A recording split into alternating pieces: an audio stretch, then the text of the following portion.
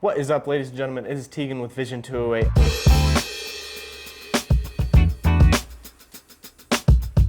This is part 2 of the Apple versus Windows. I even have notes, so I'm prepared. Let's get into it because we have a lot to cover.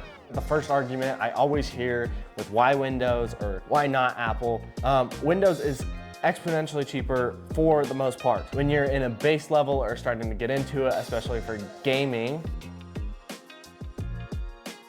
you can always upgrade outside of Windows, which is always huge. So it's kind of a build at your own Lego type of thing, which is really nice. And it's nice being able to switch out what you want, have colors, not have colors, have see-through glass. I've seen people with different cases. Like, there's so much you can change, and I'm pretty sure you can't even change the color on Apple. And this comes in at about $2,000, this Mac Studio M4 Max. And this came out to $1,500 with the original GPU in it. We did end up buying another GPU for $600 and then having to upgrade again, which we'll go into later because that's a whole thing. As far as price, that also does come with accessibility. You pay a little bit of the, what I like to call Apple tax. This comes ready to go. This literally took an hour to set up. I took it into the office, plugged it in, typed in my Apple ID, and sometimes you don't even have to do that. If you have an iPad or a previous generation of an Apple Studio or MacBook that you use, you can literally just use your Apple ID. They do their little communicative thing and transfer everything from your previous thing, and then you're ready to go. I've done it in as short as 30 minutes. It's really simple, it's awesome. Now,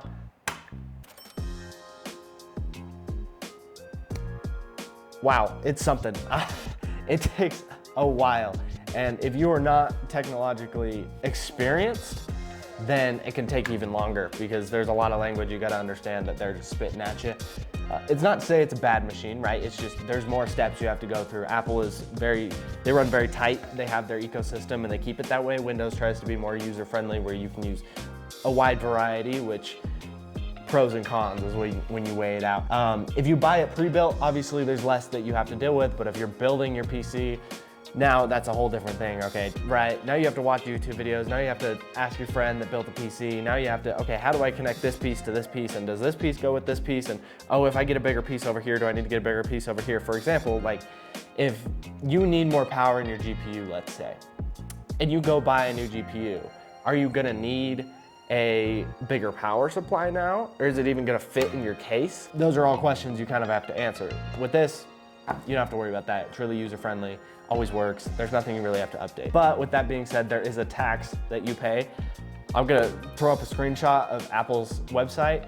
The amount of money you have to pay for extra SSD storage inside of these things is ridiculous. It's crazy. And don't get me wrong, it reads phenomenally, but oh my goodness, it is expensive.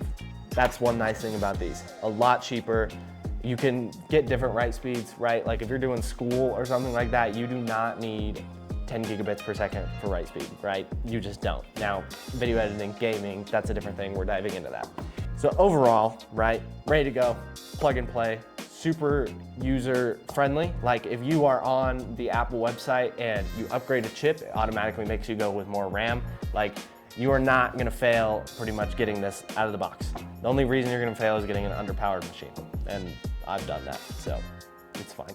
Now, a lot of places you can make slip-ups, and you know, it pays off, but also if that's not something you want to deal with, if you don't want to build a PC and you just want something that you can plug in and you can get to work, right? That's where this kind of goes back and forth. Customization.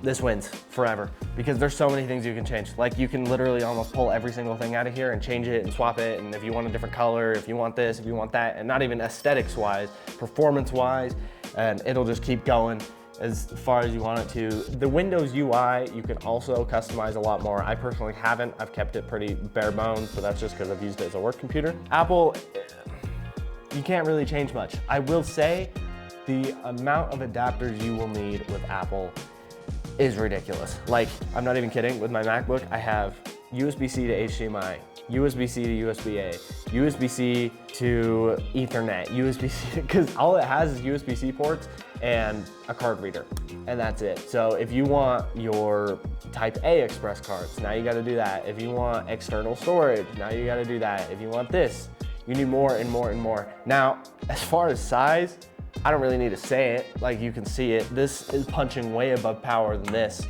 when it comes to DaVinci Resolve, 3D rendering, things like that. Anything that's creative on that side, this is gonna punch so much harder than this. But if I try to run Minecraft with shaders on this thing, it'll work, but it'll be okay. It'll be like a mid-tier gaming laptop. That's a hard hit to take if you like gaming, because it's like, I just spent $2,000 on this machine and I can't play Minecraft, or I can, but it doesn't play very well, right? Now, these, it won't hit as hard as this for video editing, which again, it's not a fully fair comparison because this is less spec'd out than this is. But for gaming, things like that, it will carry the load. It will carry it a lot better. In fact, there's a lot of games that they'll only work on Windows and they won't on Apple. But if you're in a smaller space or a studio space where size really matters and you need to knock something out as a creative, I can literally hold this in my hands. Like, it's so small. And previously you saw the Mac Mini, it fit in my palm. This, on the other hand, I'm not even gonna try to pick up because if I did, I would drop it. So, and we don't wanna do that. On the other side of size, this is my personal MacBook. I am always impressed with the performance of this thing. It punches harder than this and it punches almost as hard as this, which is insane to me. And I could have upgraded it more so it would punch harder than this, right? It's just insane to me that something that literally fits in my backpack, I can hold, it's super small and it's super light. It's crazy that that performance is there. I haven't seen a Windows laptop like that. In fact, when I was looking for a new laptop, I thought about going Windows just because of the price point, but I just couldn't find something that was this light and this sleek. Another thing I haven't seen from Windows that I would like to see is a nano texture display. There's some matte screens and some high-end monitors, but I haven't seen something like this on a laptop specifically. And at first I kind of thought I was being sold, but now that I've used it and I've literally used it in vehicles, outdoors, it's kind of crazy. I can even shine my flashlight like directly on it, and there's obviously a little bit of glare going on there, but it's really insignificant. I literally have a light right there and a light right there, and it's full broad daylight. And that's really nice when I'm trying to color grade or things like that, because I know it's gonna be accurate, right? And that's huge because you don't wanna drop it off to your phone and then you're like, why is everything green? I've done that. From working on both of these for video editing and needing to show up for DaVinci or needing to show up for After Effects, Premiere, whatever it may be, right? These have always showed up. I've never really had an issue. If they need an update, we can push it till later that night and it won't break everything, right? I feel like with the Windows, I always needed some type of update. I always needed, there might be a driver that needed updated. I remember I downloaded DaVinci and now I need to update my driver and now this and now that. And it was a whole thing. And I've seen on Windows computers where the audio interface just stops working and you're just not getting any audio from it and you can't figure out why, and now you're 3 hours in YouTube videos because you're trying to figure out why you don't have audio, but this client needs this thing, but it's a podcast, so you can't deliver a podcast without audio. I haven't had that problem with Mac. It's consistently showed up, it's consistently done what I needed it to do, and that's been really nice. So I guess that is something that you pay for with the Apple tax, quote unquote. From our experience in the studio, this was the first machine that I worked off of, and it worked really well for really light podcasts, some light editing, some cutting, a little bit of After Effects, but that was really it. It got to the point where I was starting to mask with DaVinci and use a bunch of different color nodes and Magic Mask and stack audio interfaces on top of each other, like do a bunch of effects. It really started choking. The SSD and the Intel Core i7 ran perfect. Those were doing great. It was really my GPU that was maxing out. So what we did was we upgraded GPUs. It was another $600 on top of it, but we upgraded GPUs and it was still choking. So we upgraded GPUs again and that GPU didn't fit. So it got to the point where to build the entire thing over again, it was gonna cost around $2,700, where to get this Mac Studio, it would be $2,000. So really at that point, it just economically didn't make sense to continue to build these. And that's where I kind of go back to my price point, right? I said that sometimes Windows is cheaper. Now, it was cheaper at first, and then when we needed to build new things and upgrade things and we need new things, right, it started to get expensive real quick. In fact, more expensive than Mac.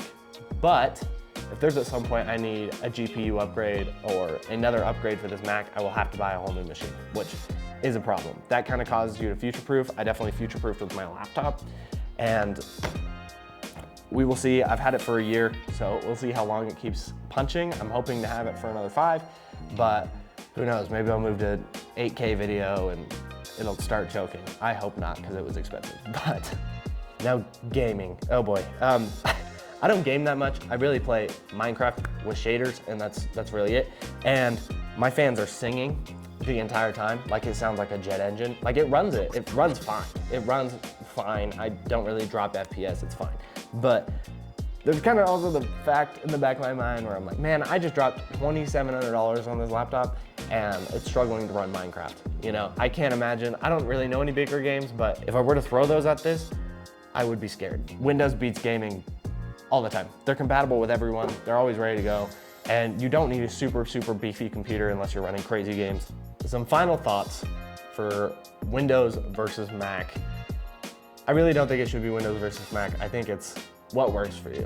Really, if you're a student or you're someone that just needs something that's light, easy, ready to go, always stable, I would always go with some Windows laptop, right? They have the Windows Surface Pro, something like that, because it's always gonna show up. Everyone always works with Windows. In fact, when I was in college, I used to have a MacBook Pro, an older one, and I had to sell it for a Windows laptop because all of my classes were in Windows interfaces. If you're someone that's just casually looking to browse, something like that, both could work for you, right? My parents in my personal life, that we used to have a Windows, and then just with updates and things like that, they were getting so sick of it because they just wanted to turn it on and use it, and it just wouldn't. So they ended up getting a Mac Mini, and they've loved it ever since. It's always ready to go. If you need full video editing, I would always go Apple, right? They're gonna take that. Windows, I feel like they try to make it for everyone, and that's also their downfall. But with that being said, Windows is not bad for video editing, right? And if you love